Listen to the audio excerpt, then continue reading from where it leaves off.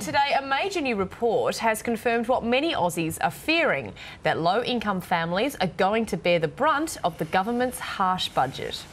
There's been a basic understanding that inequality is no good for a society or the people that live in it since around the late 1700s, when, fed up with their lot in life, a massive and incredibly poor French underclass rose up against their rich and privileged overlords, for whom it ended pretty badly.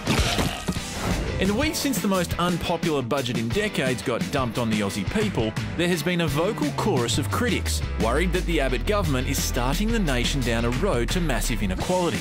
Tony Abbott's budget is a train wreck and it's causing heartache in every street in Australia. I think we've got a wink-wank.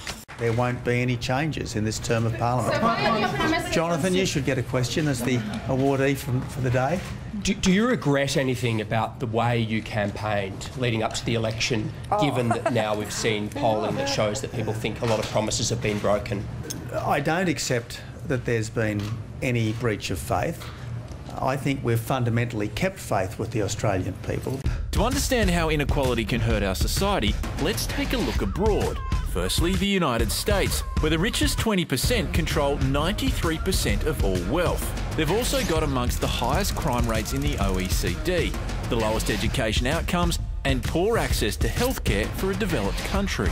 Across the pond, you'll find Denmark, the country the World Bank says has the lowest level of income inequality in the world, one of the safest places to live on Earth, where university and healthcare are 100% free and provided to everyone, regardless of their economic situation. The Scandinavian countries have demonstrated that. They do not let inequality blow out. Australia should certainly take note. But instead, we've got a budget that a major new report says will leave our poorest families thousands of dollars worse off each year, while the top 20% of households will experience next to no impact at all. In the developing world, we know it's only the elite and the rich and sometimes the corrupt who get the greatest share of the goods, and the poor miss out.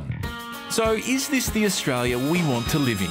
Or will the notion of a fair go soon only be found in places like Denmark? As the founder of the Australia Institute, Clive Hamilton is one of the nation's big thinkers. Clive, are you worried about how Australia's disadvantage will be affected by this budget?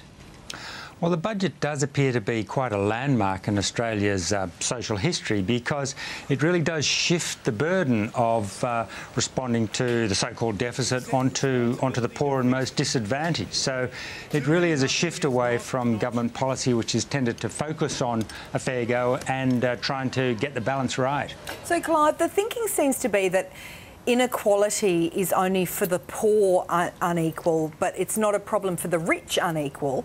But is that right? Well, there's now a lot of evidence suggesting or showing that looking after the more disadvantaged members of the community actually benefits the rich as well. Because when you live in a very unequal country, you have a lot of social problems. You poor people tend to become sicker, there tends to be more crime, there's more drug addiction, and of course this affects the kind of society in which rich people live as well. So you say there'll be more sick people, potentially more crime. I mean, that's a horrible place for rich people to live. How do you get the rich people to understand that things like the debt levy need to occur so we don't necessarily end up with a society that isn't great for anyone? Well, this is the bizarre thing, the so-called debt levy or wealth levy on people over $180,000 a year.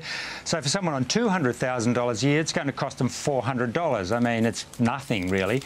Whereas certain low-income households will lose up to $3,000 or $4,000 or $5,000 a year, which of course really hurts a lot.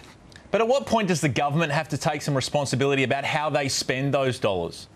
Well, absolutely, and this goes across the political parties. So one of the things that is not well known or understood is that during John Howard's years as Prime Minister, when you look at his budgets with Peter Costello, they made sure that the pain really was spread, and so at the end of the Howard years, Australia was as equal.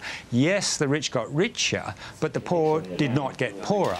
Well, Clive, you're making a lot more sense than what we've heard from the government in the past week. Thanks for your time. Well, I don't have to tell fibs.